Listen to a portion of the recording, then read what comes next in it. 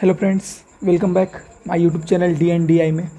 दोस्तों, आज के इस अमेजिंग वीडियो लेक्चर में हम डाउन सिंड्रोम के बारे में बात करेंगे कि डाउन सिंड्रोम होता क्या है, कैसे होता है, इसके लक्षण क्या होते हैं।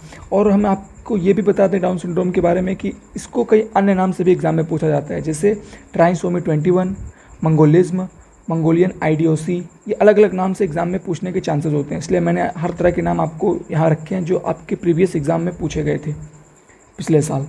तो दोस्तों, इस वीडियो लेक्चर में हम डाउन सिंड्रोम के बारे में बहुत ही ब्रीफ, बहुत ही कंप्लीट स्टडी करेंगे, जिससे आपको का कोई भी कॉन्सेप्ट इसमें रह ना जाए। आइए हम स्टार्ट करें अपना वीडियो लेक्चर। सबसे पहले हम ये जान जाएं कि डाउन सिंड्रोम का मतलब बीमारी हो गई, कोई महामारी। ठीक है फ्रेंड्स, सिंड्रोम का मतलब कोई महामारी। तो डाउन नाम क्यों पड़ा इसका? तो एक साइंटिस्ट थे जिन्होंने इसकी खोज की थी, लैंगडॉन डाउन नाम के एक साइंटिस्ट थे जिन्होंने डाउन सिंड्रोम की डिस्कवरी की थी। डाउन सिंड्रोम की डिस्कवरी की थी। इन्हीं के नाम पर क्या पड़ गया दोस्तों? डाउन सिंड्रोम नाम पड़ गया। इन्हीं के डाउन नाम पर, इन साइंटिस्ट के नाम पर इसे डाउन सिंड्रोम बोला जाता है। इसे मंगोलिज्म क्यों बोलते हैं? तो मंगोलिज्म बोलने का कारण ये है कि जो मंगोलिया की स्पीसीज होती हैं, मंगोलिया की जो स्पीसीज हैं, उनके चेहरा जो होता है, सेम मंगोलिज्म जो उनका चेहरा होता है वो डाउन सिंड्रोम के रोगियों की तरह दिखता है। जो मंगोलियन के जो चेहरा होता है फ्रेंड्स, वो जहाँ के जो आदमी लोग रहते हैं, स्पीसीज मतलब वहाँ की जो जाति होती है, मेल हो चाहे फीमेल हो, उनका जो फेस होता है वो जनरली डाउन सिंड्रोम के व्यक्तियों की तरह दिखता है। इसलिए हम उसे क्या बोल देते हैं? मंगोलिज्म। मंगोलिज्म। अब इसे हम मंगोलियन आइडियोसी क्यों बोलते हैं? आइडियोसी।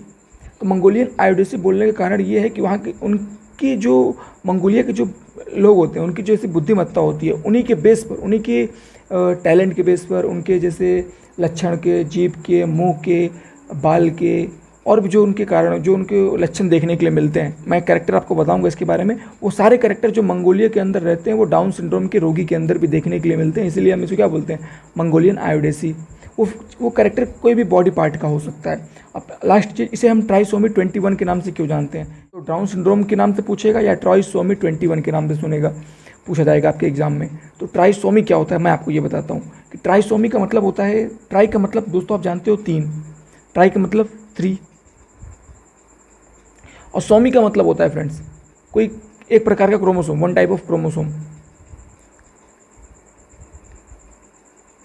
एक प्रकार का गुणसूत्र। ठीक है फ्रेंड्स। अब इसे, लेकिन हम बात यह आ गई कि हम इसे ट्राइसोमी के नाम से क्यों बुलाते हैं? डाउन सिंड्रोम को हम ट्राइसोमी के नाम से क्यों बुलाते हैं? तो दोस्तों, इसके लिए आपको एक थ्योरी मालूम होनी चाहिए, क्योंकि हमारे जो पास जो ऑटोसोम है, कितने ऑटोसोम होते हैं हमारे पास? हमारे पास जो क्रोमोसोम होते हैं, क्रोमोसोम वो कितने हमारे पास? टोटल 46, नॉर्मल की बात हो रही है, 46 होते हैं। और ये 46 क्रोमोसोम किस में पाए जाते हैं? 23 पेयर्स में होते हैं हमारे अंदर, 23 पेयर्स में। अब ये जो 23 पेयर्स हैं ये 2 भाग में डिवाइड होते हैं। पहला को आप बोलते हैं, एक भाग है ऑटोसोम और दूसरा भाग है हेट्रोसोम। ऑटोसोम जो है वो शुरू से पहले गुणसूत्र से 22 गुणसूत्र तक सेम होता है, और हेट्रोसोम अगर फीमेल का है तो XX और अगर मेल का है तो XY। ठीक है फ्रेंड्स। तो हम हेट्रोसोम की बात नहीं कर रहे हैं, हम ऑटोसोम की बात कर रहे हैं। तो ऑटोसोम में जो 21वां होता है फ्रेंड्स, 21वां जोड़ी जो गुणसूत्र होता है, 21वां जोड़ी जो गुणसूत्र होता है, उसमें एक क्रोमोसोम एक्स्ट्रा आ जाता है। क्या होता है फ्रेंड्स? एक क्रोमोसोम एक्स्ट्रा आ जाता है। किसमें? 21वें जोड़ी के गुणसूत्र में। कितने क्रोमोसोम हो गए फिर इसमें? 1 2 3x हो गए। तो इसलिए 3 को हम क्या बोलते हैं? ट्राई। और क्या कि क्रोमोसोम पे चेंजेस हो रहा है, तो सोमी, ट्राइसोमी, और किस गुणसूत्र पर हो रहा है? 21 पर। तो इसलिए हम क्या बोलते हैं? ट्राइसोमी 21, यानी 21वीं जोड़ी के गुणसूत्र में 2x की जगह 3x हो जाते हैं, जिसे हम बोलते हैं ट्राइसोमी 21। तो आपको पता चल गया होगा, जैसे हम कोविड-19 बोलते हैं फ्रेंड्स, कोविड-19 शब्द यूज करते हैं। तो कोविड-19 का मतलब क्या होता है? को से कोरोना, VI से वायरस, D से डिजीज, और 19 से 2019। यही चीज़ आप, यही कॉन्सेप्ट आप यहाँ पे लगाइए ट्राइसोमी 21 में। ट्राई का मतलब 3, सोमी का मतलब क्रोमोसोम में कुछ चेंजेस हो रहे हैं, और 21 का मतलब 21वें नंबर के गुणसूत्र पर ये चेंजेस हुए हैं। या 21वें नंबर के गुणसूत्र पर नॉर्मल के अंदर क्या होते हैं, चाहे नॉर्मल मेल फीमेल हो तो उसके अंदर इस तरह नॉर्मल होते हैं, लेकिन जो डाउन सिंड्रोम से ग्रसित व्यक्ति होता है उसके अंदर 21वें गुणसूत्र में 3x गुणसूत्र आ जाते हैं। अब मैं आपको ये बताता हूँ कि 21वें गुणसूत्र में 3 कैसे आते हैं। तो आपको शायद पता होगा कि कोई भी जनरेशन हो, कोई भी नया बेबी अगर आ रहा है तो आपको उसके अंदर के क्रोमोसोम मालूम होंगे, जो माता पिता के क्रोमोसोम होंगे वो इसके अंदर ट्रांसफर होंगे, यानी माता पिता के पास 46 होते हैं तो बच्चों के भी 46 होंगे। तो उस बच्चे को क्रोमोसोम 2 जगह से मिलते हैं, एक तो मिलते हैं पिता से और दूसरे माता से। इन दोनों के आधे आधे क्रोमोसोम यानी 23 क्रोमोसोम किस में जाते हैं, इन दोनों के क्रोमोसोम से एक बेबी के अंदर क्रोमोसोम जाते हैं, यानी 23 क्रोमोसोम मिलकर 46 क्रोमोसोम बनाते हैं जो बेबी के अंदर ट्रांसफर हो जाते हैं। तो मैं आपको ये बताना चाह रहा हूँ, जो फीमेल होती है उस फीमेल में जो 46 गुणसूत्र होते हैं उसमें उसका आधा 23, और मेल के भी वही, मेल का भी वही प्रोसेस 23 46 का आधा, ये दोनों मिल के 46 बनाते हैं और 46 क्रोमोसोम एक न्यू बेबी में जाता है जो बेबी बॉर्न होने वाला होता है। ये चीज़ आपको कॉन्सेप्ट समझ में आ गया। अब आगे चलते हैं कि अब 21वें जोड़ी में 3x कैसे हुआ। तो उसके लिए दोस्तों आपको ये मालूम होना चाहिए कि एक कारण होता है। वो कारण क्या है वो मैं आपको बताता हूँ। आपको इतना तो पता चल गया कि 21वें जोड़ी के गुणसूत्र में कुछ हेरफेर हो रहा है। 21वें जोड़ी के गुणसूत्र में, तो 21वां गुणसूत्र जो है वो कैसा गुणसूत्र है, वो आपका ऑटोसोमल है। ऑटोसोमल क्रोमोसोम है, ऑटोसोमल गुणसूत्र है। ऑटोसोमल, इसको हम ऑटोसोमल एन्यूपुलाइडी बोलते हैं, एन्यूपुलाइडी। अब ऑटोसोमल को पता चल गया, यानी 21वें गुणसूत्र में कोई हेर फेर हो रहा है इसलिए आप ऑटोसोमल बोले। और एन्यूपुलाइडी मीन्स, ये एन्यूपुलाइडी क्या होता है, तो एन्यूपुलाइडी का सिंपल मीन्स होता है फ्रेंड्स क्रोमोसोम में यानी गुणसूत्र में कोई हेर फेर, गुणसूत्र में किसी प्रकार का हेर फेर, यानी गुणसूत्र का कम होना या ज़्यादा होना। ठीक है, यही आपका कहलाता है ऑटोसोमल एन्यूपुलाइडी। ऑटोसोमल मतलब ऑटोसोम में कोई एक्सचेंजेस हो रहा है, हेर फेर हो रहा है, यहाँ पे 2 की जगह 3 गुणसूत्र, यानी एक कम या एक ज़्यादा कुछ भी। और एन्यूपुलाइडी मीन्स गुणसूत्र का हेर फेर। तो ऑटोसोमल गुणसूत्र, 21वां गुणसूत्र कैसा है आपका, ऑटोसोम है। और एन्यूपुलाइडी यानी गुणसूत्र में कोई हेर फेर, चाहे गुणसूत्र कम हो जाए या ज़्यादा हो जाए। अब मैं आपको एन्यूपुलाइडी का मतलब बताता हूँ दोस्तों। देखिए दोस्तों, आपको पता होगा एन्यूपुलाइडी आप जान गए, गुणसूत्र में कोई हेर फेर करना। तो एन्यूपुलाइडी कितने तरह की होती है, 2 तरह की होती है, 2 टाइप्स की होती है। इसको समझना आपके लिए बहुत जरूरी, नहीं तो आप कॉन्सेप्ट नहीं समझ पाएंगे इस थ्योरी का, सिंड्रोम का। तो 2 तरह की होती है, एक को आप बोलते हैं हाइपो एन्यूपुलाइडी, एक को बोलते हैं आप हाइपर एन्यूपुलाइडी। ठीक है फ्रेंड्स, 2 तरह के हो गए, एक हाइपो और दूसरा हाइपर। तो इसीलिए हम एन्यूपुलाइडी को एक और नाम से जानते हैं। क्या है नाम वो, हम एन्यूपुलाइडी को एक और नाम से हाइपर पोलाइडी या एन्यूपोलाइडी, हाइपो या हाइपर एन्यूपोलाइडी। क्यों, क्योंकि एन्यूपोलाइडी 2 टाइप्स की होती है, एक हाइपो और दूसरा हाइपर। इसी के नाम से, इसी दोनों के टाइप्स के नाम से इसे हाइपो या हाइपर पोलाइडी या हाइपर एन्यूपोलाइडी के नाम से भी हम एन्यूपोलाइडी को जानते हैं। तो हाइपो क्या होता है, हाइपो एन्यूपोलाइडी क्या है फ्रेंड्स, हाइपो एन्यूपोलाइडी जो होता है ये भी 2 भाग में बटी होती है, हाइपो एन्यूपोलाइडी। और हाइपर एन्यूपोलाइडी भी 2 भाग में बटी होती है।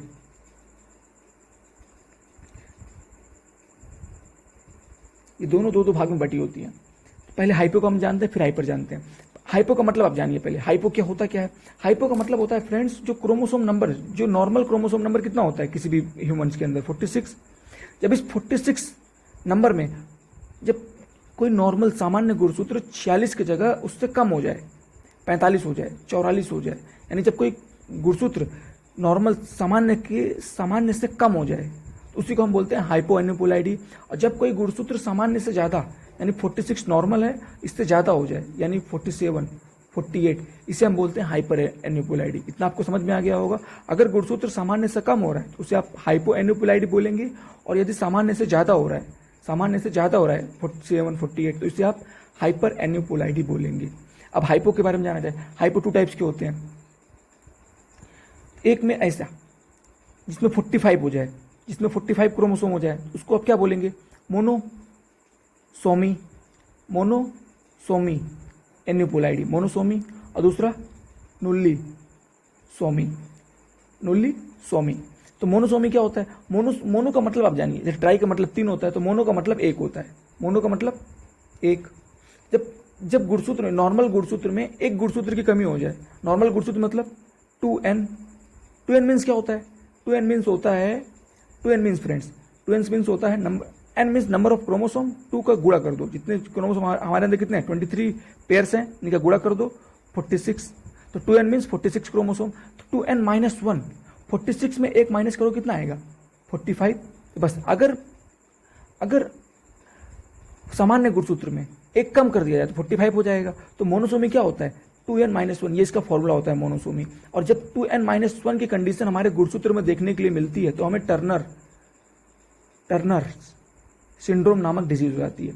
ये भी आपके सिलेबस में, मैं इसको एक कंप्लीट वीडियो लेक्चर में मैं आपको बताऊंगा। पहले आप सिर्फ सामान्य जानकारी इतना जान लीजिए कि जो हाइपो एन्यूपुलाइडी होती है वो सामान्य गुणसूत्र से कम हो जाने पर ही होती है। अगर सामान्य गुणसूत्र 46 है तो 45 या 44, ठीक है, और 45 होगी तो उसे हम मोनोसोमी बोलेंगे। और मोनोसोमी का फॉर्मूला 2n माइनस 1। ये फॉर्मूला एग्जाम की दृष्टि से बहुत इंपॉर्टेंट है, काफ़ी इंपॉर्टेंट है, क्योंकि अक्सर पूछा जाता है कि मोनोसोमी का फॉर्मूला क्या होता है, ठीक है। तो ये संक्षिप्त रूप में 2n माइनस 1, यानी 46 गुणसूत्र में एक माइनस कर दो 45 गुणसूत्र हो जाएगा। ये निकालने का मेथड है। और एन्यूपुलाइडी में क्या होता है? एन्यूपुलाइडी में सामान्य से 2 कम हो जाते हैं, तो इसका फॉर्मूला सामान्य यानी 2n माइनस 2, ये फॉर्मूला हो गया। ये भी आपका एक डिजीज है, लेकिन यह इससे आपके सिलेबस से हट गया है, इसलिए आपको इसमें ज़्यादा डिटेल करने की आवश्यकता नहीं है। अब बात आई हाइपोपोलाइडी की। हाइपो हो गया, अब हाइपर एल्यूपुलाइडी। हाइपर क्या होता है? हाइपर का मतलब आप जान गए, जब सामान्य से गुणसूत्र, नॉर्मल से जो नॉर्मल गुणसूत्र होता है वो 46, जब इससे ज़्यादा हो जाए 47, 48, तब ये हाइपरपोलाइडी, हाइपर एन्यूपोलाइडी आपको देखने को मिलेगी। तो इसमें होता क्या है फ्रेंड्स, जो हमारा गुणसूत्र होता है वो सामान्य से ज़्यादा, यानी 46 माइनस 2n, 46 को आप 2n बोलते हैं, सामान्य से एक ज़्यादा हो जाए, यानी 2n मीन्स 46 प्लस 1, यानी 47 गुणसूत्र हो जाए। तो ये आपको इंडिकेट करता है किस चीज़ को, किस बीमारी की तरफ? Klinefelter syndrome.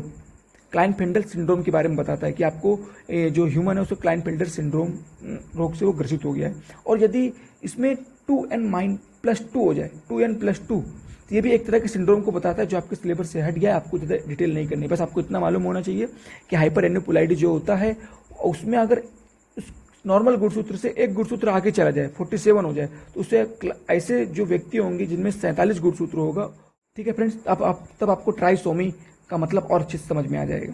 देखिए फ्रेंड, सामान्य भाषा में कि एक बच्चे के अंदर 23 गुणसूत्र मादा से, यानी कोई बेबी है, उसके अंदर 23 क्रोमोसोम जो हैं वो कहाँ से आते हैं? 23 क्रोमोसोम वो मेल के अंदर से, और 23 क्रोमोसोम फीमेल के अंदर से आते हैं फ्रेंड्स। तो जो फीमेल के अंदर से आते हैं वो एक अंड जनन की प्रोसेस होती है उनके अंदर, यानी जो एग होता है उनके अंदर, एक के अंदर क्रोमोसोम होते हैं, आपको मालूम होगा ये क्रोमोसोम, ऑटोसोमल क्रोमोसोम की बात हो रही है, ऑटोसोमल 21 की बात हो रही है। तो ये इस ऑटोसोमल 21 के अंदर क्या होता है? मियोसिस डिवीजन होती है। मियोसिस डिवीजन का मतलब अगर कोई द्विगुणित सेल है तो अगर इस द्विगुणित सेल में क्या हो रहा है, मियोसिस डिवीजन हो रहा है, तो ये सेल 2 भाग में बट जाएगी, n नॉर्मली। लेकिन सिंड्रोम की कंडीशन में क्या होता है, जो जब इस ऑटोसोमल गुणसूत्र में जो XX गुणसूत्र है इसमें मियोसिस डिवीजन होता है, तो ये गुणसूत्र 2 भाग में बटता है, 2 भाग में बटना चाहिए, ठीक है फ्रेंड, दोनों। क्योंकि मियोसिस का मतलब क्या होता है, जो द्विगुणित सेल होती है उसे हैप्लॉइड सेल में बदलना, डिप्लॉइड को हैप्लॉइड में। लेकिन ये सिंड्रोम, जो डाउन सिंड्रोम के व्यक्ति होते हैं उनमें ऐसा नहीं है देखने को मिलता। उसमें क्या, ये नॉर्मल के लिए है, जैसे हमारे आपके अंदर हो रहा है, जिसको डाउन सिंड्रोम नहीं है उनके अंदर ये देखने के लिए मिलता है। लेकिन जिसके अंदर डाउन सिंड्रोम है उसमें क्या होता है, ये अंड हो गया, इसके अंदर एक क्रोमोसोम है, इसमें मियोसिस डिवीजन हुआ, मियोसिस डिवीजन, तो उसमें जो 2X गुणसूत्र होते हैं जिनको अलग अलग जाना चाहिए था, वो 2 अंड तो बनाते हैं, लेकिन एक अंड में खाली रह जाता है, दूसरे अंड में क्या चला जाता है फ्रेंड, दोनों X एक ही अंडे में आ जाते हैं। और जब एक अंडे में आए तो जाहिर सी बात जो नॉर्मल हो गया है, नॉर्मल जब हम देखते हैं अंड जनन की प्रोसेस नॉर्मल में, तो 2X अलग अलग डिवाइड हो गए मियोसिस डिवीजन के थ्रू, और एक X इनको कहाँ से मिल जाता है, मेल के स्पर्म से, एक X मेल के स्पर्म से मिल जाता है। तो जाहिर सी बात है जब दोनों यहाँ से मिले तो एक स्पर्म से भी आएगा ना फ्रेंड्स, एक X गुणसूत्र स्पर्म से भी आएगा, तभी तो पिता के 23 गुणसूत्र और माता के 23 गुणसूत्र मिलकर क्या बनाएंगे, एक बेबी का निर्माण करेंगे, बेबी के अंदर 46 क्रोमोसोम डालेंगे। लेकिन डाउन सिंड्रोम के व्यक्तियों में, डाउन सिंड्रोम से ग्रसित व्यक्तियों में क्या होता है, जो मादा के अंदर अंडजनन की प्रोसेस होती है, oogenesis की प्रोसेस जो होती है, उसमें जो 21 नंबर का गुणसूत्र होता है, उसमें जो 2 एक्स गुणसूत्र होते हैं, उसमें मियोसिस डिवीजन होता है, और मियोसिस डिवीजन के थ्रू जो 2 एक्स गुणसूत्र हैं अलग अलग अंडे में जाने चाहिए, एक एक एक्स अलग अलग अंडे में जाने चाहिए, लेकिन वो ऐसे नहीं जा पाते, वो किस में चले जाते हैं, एक ही अंडे में चले जाते हैं। और बाहर से मेल का स्पर्म, तो जाहिर सी बात है मेल का एक्स गुणसूत्र तो आएगा ही अंडे के अंदर। अंडे के अंदर कुल कितने हो जाते हैं, 3। तीसरा कहां से आया, एक तो पिता के अंदर से आया, वो तो जाहिर सी बात है, और एक माता के अंदर से आया, वो भी जाहिर सी बात है। लेकिन जो ये एक्स्ट्रा वाला है, इसको इस अंडे में जाना चाहिए, वो इसमें नहीं गया, किसी में, इसी में पहले वाले अंडे में ही अटका रह गया। तो कितने गुणसूत्र हो गए, 3 हो गए, इसलिए हम इसे ट्राइसोमी कह दिए। और कोई आपसे अगर पूछ ले कि ये 3 कैसे हो गए, ये इसमें क्यों नहीं गया, तो आपको बताना है कि डाउन सिंड्रोम का एक विशिष्ट लक्षण होता है कि अगर महिला की एज 25 से ऊपर है, 25 से ऊपर यानी 25, 30, 35, 45 या उससे ऊपर है, तब महिला का जो अंडा होता है वो पूरी तरह से काम करना बंद कर देता है। क्योंकि जब महिला जो होती है 25 के अंदर रहेगी, 25 एज के नीचे रहेगी, 24, 23, 22, तो उसमें अंड जो होता है पूरी फुल्ली डेवलप होता है। कैसा होता है, पूरी तरह से विकसित होता है, फुल्ली डेवलप होता है, तो अंडा अच्छी तरह से काम करता है। और जिस तरह महिला की एज आगे बढ़ती रहती है, 24, 25, 26, 27, 28, 40, 41, 42, उस तरह अंडे का जो काम करने का काम होता है, फंक्शन होता है, वो धीरे धीरे लॉस होता रहता है। अंडा यानी खराब होने लगता है। जैसे आप मान लीजिए कोई आप कोई खाना रख दिए, खाना को आप सोच रहे हैं कि कल खाऊं, परसों खाऊं, नरसों खाऊं, तो खाना रखने के बाद खराब हो जाएगा, एक दिन बाद खराब हो जाएगा। सेम यही अंडे के साथ भी होता है। जो अंडा होता है वो जब एक लंबा टाइम पीरियड पा जाता है कि अब भैया इस लंबे टाइम पीरियड में प्रेगनेंसी, वैसे तो प्रेगनेंसी 25 के अंदर हो जानी चाहिए, लेकिन जो कुछ लेडीज ऐसी होती हैं जो 25 के बाद प्रेगनेंसी लाती हैं, 30, 35, 45, तो उनमें ही खतरा बढ़ जाता है डाउन सिंड्रोम का। यानी उनमें क्या होता है, जो गुणसूत्र होते हैं XX, वो अलग अलग नहीं जाके एक ही गुणसूत्र में बैठ जाते हैं, क्योंकि अंडा उस टाइम आलसी हो जाता है, जो अच्छे से काम नहीं करना जानता। बस यही दिक्कत थी कि जो 2 एक्स गुणसूत्र अलग अलग अंडे में जाने चाहिए, वो दोनों एक ही में बैठ जाते हैं, और बाहर से पुरुष का भी आ जाता है, तो क्या हो जाता है, 3 एक्स हो जाते हैं। इतना आपको समझ में आ गया होगा। अब मैं आपको डिटेल करता हूँ किस बारे में, कि इसके लक्षण क्या है। पहले चीज तो ये आप जान ले जाइए कि उनका जो मुंह होता है वो खुला हुआ होता है। कैसा होता है, खुला हुआ होता है। और जब मुंह खुला हुआ है तो उसकी जीभ भी बाहर होती है। डाउन सिंड्रोम से ग्रसित व्यक्ति की जो जीभ होती है वो क्या होती है, बाहर होती है, बाहर की तरफ हल्की सी निकली होती है।